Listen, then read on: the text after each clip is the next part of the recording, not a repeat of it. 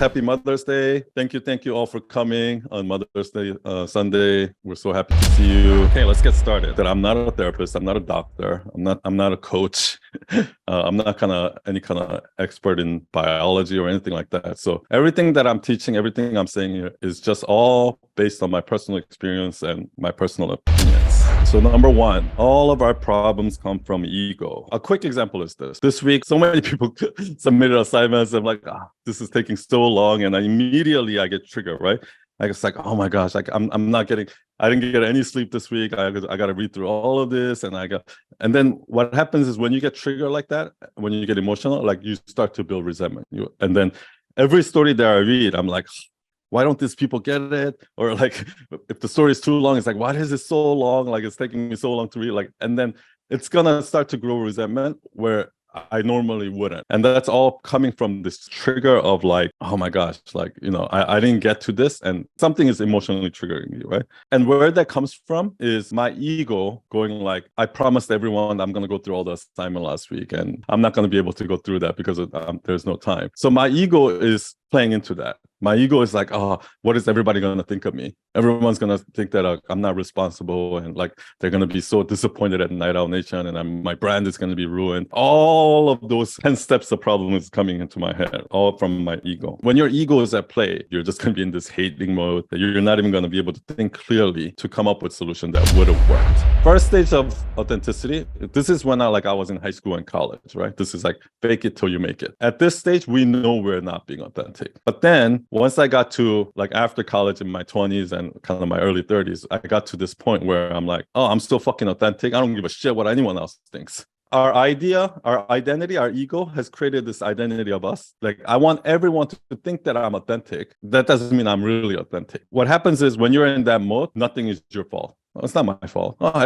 Oh, they did that, but I don't care. When you tell a story like that, there's no inner transformation of the old you versus the new you. If there is no inner transformation that you went through, or some sort of a lesson that you learned, that means there's no story there. Oh, I didn't care. And I still don't care. So finally, I shouldn't care, but I do. The story that I heard on Twitter was like, oh, when I was young, I was weird and nobody wanted to play with me, but I didn't care. And I just found other weird kids that nobody wanted to play with, formed our own tribe. Like, that's a victim story. If you were really at the third level of authenticity, how that story will come out is when I was young, nobody wanted to play with me. Like, that made me sad. I tried everything to fit in. I talked differently. I dressed differently. And I even like make fun of my own friends to try to like please, the whole Mean Girls thing to please these popular kids. But eventually I got exhausted. I felt like a fraud and I couldn't do it anymore. So I had to decide to just be myself and be my weird self. And that's when I started finding other weird people that are like me. When you tell a story like that, now there's an inner transformation that happens. How ego affects your storytelling. I hear a lot of stories that are long, but not specific. No specificity at all. Truth is simple. Lies are complicated. And this is how our ego affects our storytelling. Long, but not specific. The first time I write anything, I'll write it as if not a single human on earth is listening. I'll include my darkest, deepest secrets and moments in that story. When you tell it with the trigger, it makes much more sense. And actually, a lot of times the trigger is the most vulnerable. It's actually the juiciest part of the story.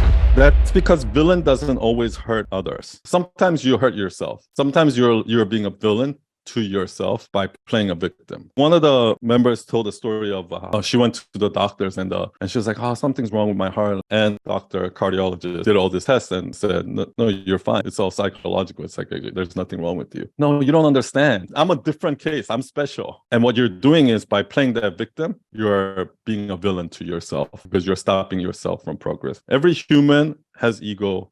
And we all have flaws. And we have to spend the rest of our lives fixing that flaw. It's almost like an addict. If you're an addict, even if you've been sober for 10 years, every day you still need to live one day at a time. Going to your assignment, every story you tell, I used to be like this, and tell that part, not from a victim mentality, but from that villain mentality. Meaning, all of these things happened to me. Don't dwell on what happened to you.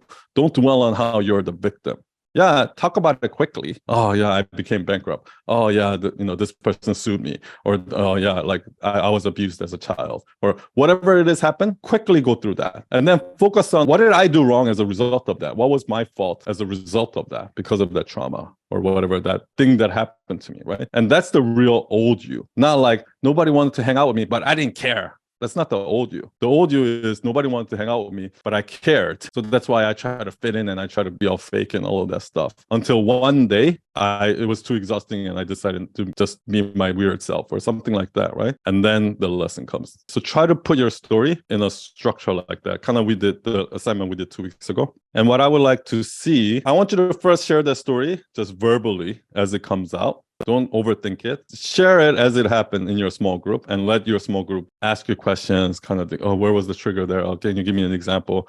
Whatever through those questioning. And small group members, when you're giving feedback, make sure you picture yourself in that person's shoe. Like bring yourself to that moment and then try to listen to the story like that. Because when you do that, you're going to start to see the holes in the story and you're going to ask much better questions. And then after you do that and you've kind of like asked people, okay, what do you think the lesson was there? Like you'll have to work together as a group to connect the dots and try to figure out the lesson. Because that's one thing where I realize that a lot of people are struggling, like finding that one lesson and really connecting the dots. And then write it out in 2,000 characters or less. So first write out the long version and then keep cutting it. What's the essence of the story, right? Do not make a carousel, because if you look at every single one of my carousels, none of them are a personal story. Focus on the storytelling part, telling your personal story. Make sure you have a clear 5-second moment with the what, when, where, with who. Thank you everyone for being here on Mother's Day. Please come back next week, no matter how this week goes. And I will see you all next Sunday. Bye, everyone. Bye Thanks. bye. Later. Bye. Bye. Bye people. Bye, Tom. Bye Thank bye. you. Bye, Mana. Bye. Bye, Rhonda. Bye, Lucky.